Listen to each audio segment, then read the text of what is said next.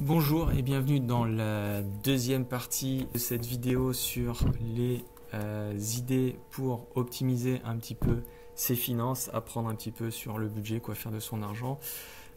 Au début j'ai fait une vidéo mais elle était très longue, du coup j'ai décidé de la couper. Pour que ce soit un peu plus digeste. Voilà, donc c'est la deuxième partie et je vous invite à regarder la première partie si c'est pas fait, et du coup c'est parti pour la deuxième partie. Donc augmenter ses revenus, ça ne va pas forcément suffire. On l'a un petit peu mentionné tout à l'heure, si tout est dépensé avec l'inflation du style de vie. Donc l'objectif, ça va vraiment être de faire grandir l'écart entre les dépenses et les revenus pour pouvoir mettre de l'argent de côté. Donc comme on a dit tout à l'heure, il va falloir mettre de l'argent de côté pour son épargne de sécurité. On vient de le voir, il va falloir mettre de l'argent de côté pour préparer un apport, pour acheter un bien immobilier.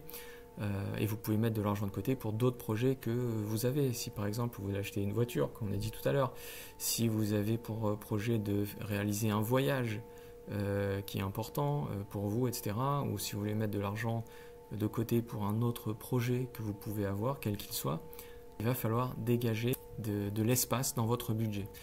Donc, prendre cette habitude, on va essayer de mettre au moins 20% de ses revenus de côté. Alors forcément, plus on gagne, plus c'est 20%, c'est important.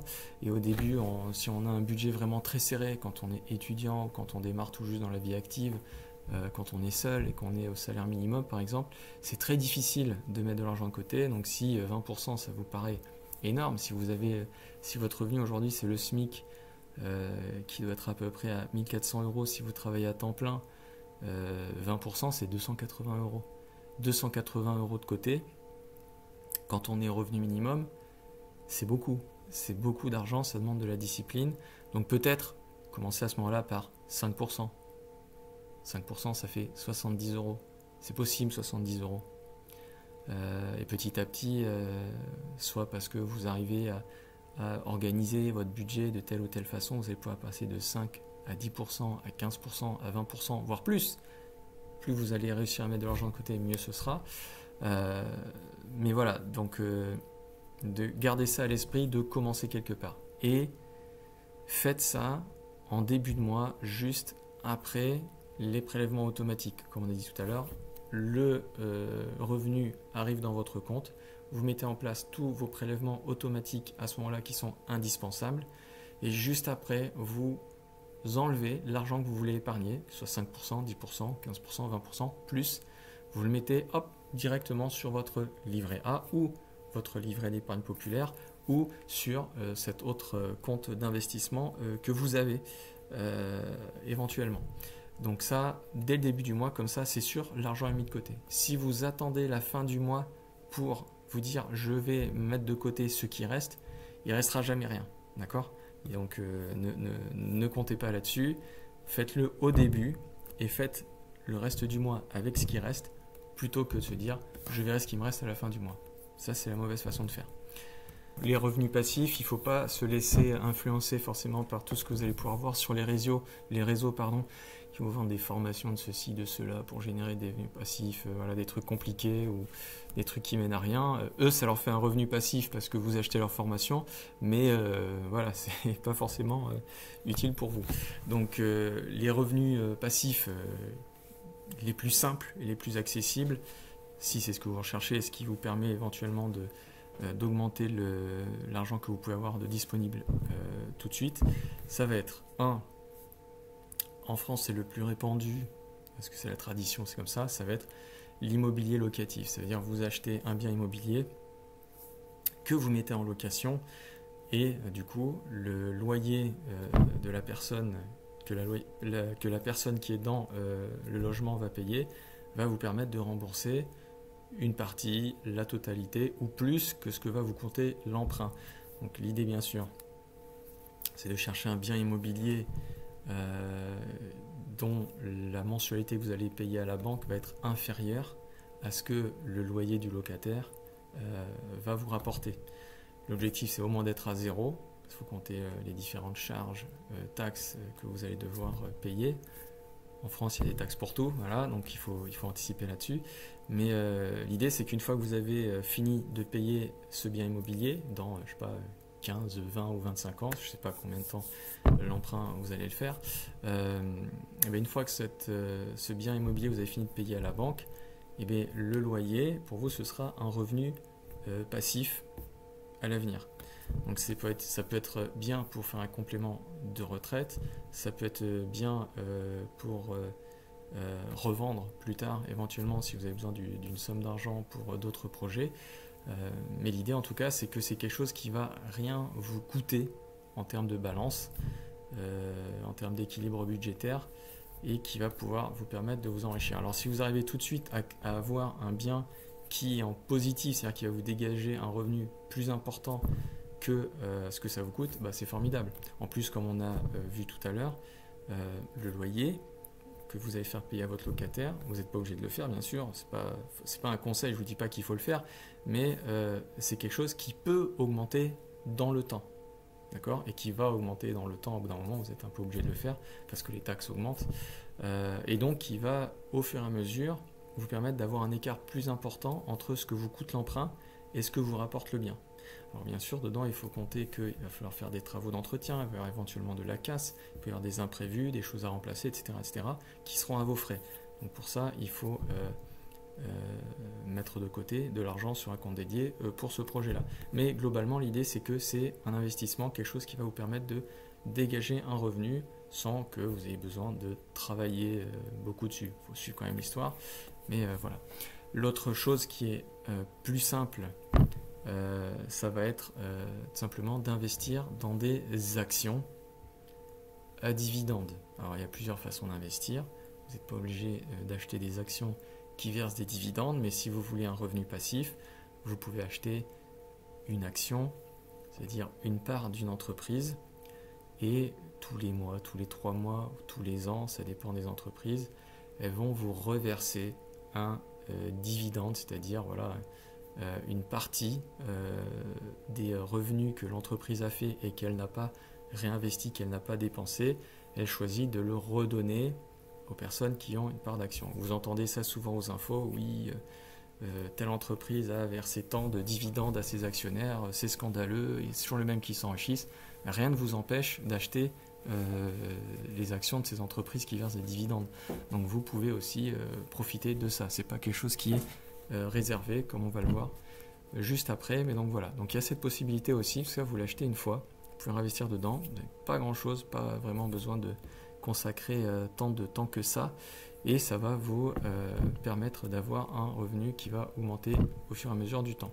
Donc on pourra y revenir plus en détail, parce que là ça va prendre trop de temps si je m'y arrête. Mais voilà, il y a ça qui existe. L'autre chose, c'est tout simplement un business en ligne. Vous pouvez avoir une activité de création ou de publication, etc., qui va vous permettre de générer un revenu. Je prends des exemples comme ça qui me viennent à l'esprit. Si vous écrivez un blog et que vous avez dessus des liens d'affiliation, ou si vous, comme on a dit tout à l'heure, des formations, si vous avez des formations, que vous vendez ces formations, vous enregistrez la formation une fois sur une vidéo, et après, voilà, les personnes peuvent acheter cette formation plus tard. De la même façon, un livre, c'est la même chose. Vous pouvez écrire un livre, le mettre en vente, vous l'avez pris le temps une fois de le faire, et après, quand les gens l'achètent au fur et à mesure, ça vous fait un revenu quand ils l'achètent, et vous n'êtes pas obligé toujours de suivre cette histoire. C'est voilà, vous passez du temps une fois dessus, et puis après, c'est en vente, et ça existe, et ça peut tout simplement vous générer des revenus. Alors bien sûr, ça dépend de qu'est-ce que vous êtes capable de faire, de qu'est-ce que vous avez envie de faire, de quel est votre domaine de prédilection, etc. Mais il y a la possibilité d'avoir une activité, que vous pouvez produire quelque chose une fois, le mettre en vente, maintenant en ligne, c'est toujours existant, et voilà, ça peut vous générer des revenus complémentaires de façon passive. Alors ensuite, donc comme on disait, investir, c'est pas que pour les gens qui sont très fortunés, et c'est pas que pour les professionnels de la finance.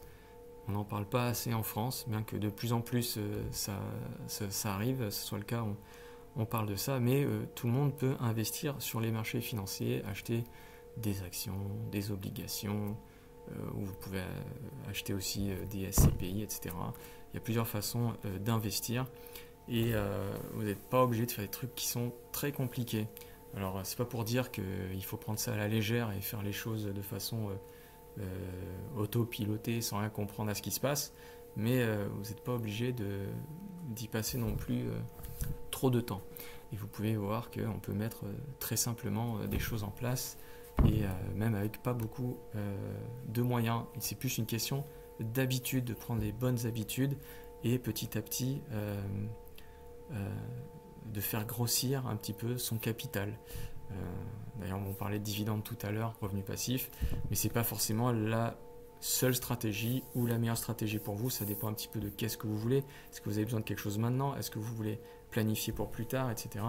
Donc, mais en tout cas, vous pouvez petit à petit mettre de l'argent de côté qui va gagner en valeur sans que vous ayez grand chose à faire, si je puis dire. C'est l'entreprise dans laquelle vous investissez qui va se développer, qui va gagner en valeur.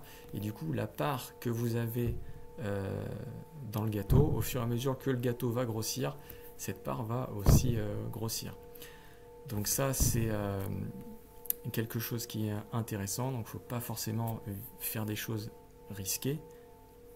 Le risque existe toujours, mais l'idée, ça va être juste, comme on a dit au tout début de cette vidéo, de battre l'inflation, de placer votre argent à un endroit qui va faire en sorte que votre argent va prendre de la valeur et ne va pas perdre de la valeur.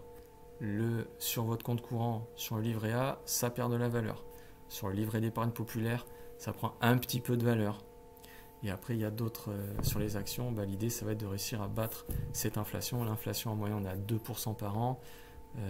Avec des exceptions bien sûr, on a vu dans ces dernières années qu'il peut y avoir l'inflation qui peut passer à 7%, voilà. Mais très souvent les marchés financiers ils vont avoir des taux d'intérêt qui sont plus importants et qui vont battre l'inflation la plupart du temps, en tout cas sur long terme.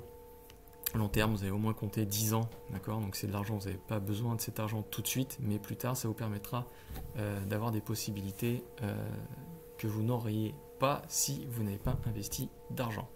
Donc l'objectif, voilà, ça va être tout simplement de battre l'inflation. Alors c'est pas forcément un sujet urgent, mais j'en parle quand même, c'est le côté un petit peu fiscal, les impôts. L'objectif bien sûr, c'est qu'à un moment dans votre vie, si ce n'est pas déjà le cas, que vous soyez dans une situation où vous allez devoir payer des impôts. Ça veut dire que vous gagnez suffisamment d'argent. Et ce que je vous souhaite, c'est d'avoir des revenus de plus en plus important pour pouvoir développer, épanouir votre vie, votre foyer, votre famille, vos projets. Et pour ça, il faut des revenus. Et donc à un moment, vous allez devoir payer des impôts.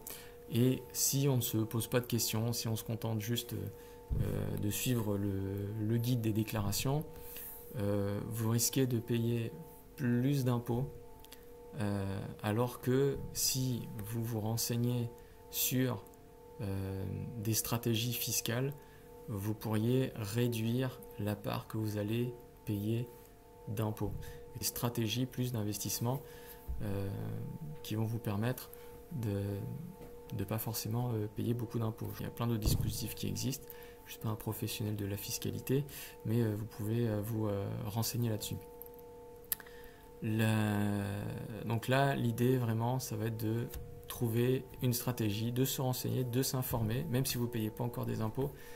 C'est bien de savoir ce qui va se passer, où vous mettez les pieds, plutôt que de se poser la question après et de regarder 5-10 ans en arrière. Ah tiens, là j'aurais pu économiser de l'argent si j'avais su. Voilà. Voilà, donc là, le dernier point, c'est tout simplement choisissez un de ces points dont on a discuté aujourd'hui et voyez lequel aujourd'hui vous parle le plus, vous interpelle le plus et que vous avez envie de mettre en application aujourd'hui, dès maintenant. Du coup, là, ce que je vais vous inviter à faire, c'est vous abonner, mettre un petit commentaire sur éventuellement des questions ou des précisions que vous auriez. N'hésitez pas à aimer la vidéo et à vous abonner, comme je vous ai dit, de façon à ce que j'ai plus d'abonnés, aussi simple que ça. Donc ça, je vous le mets en téléchargement si ça vous intéresse, ce petit support PDF et je vous souhaite une bonne semaine et je vous dis à bientôt.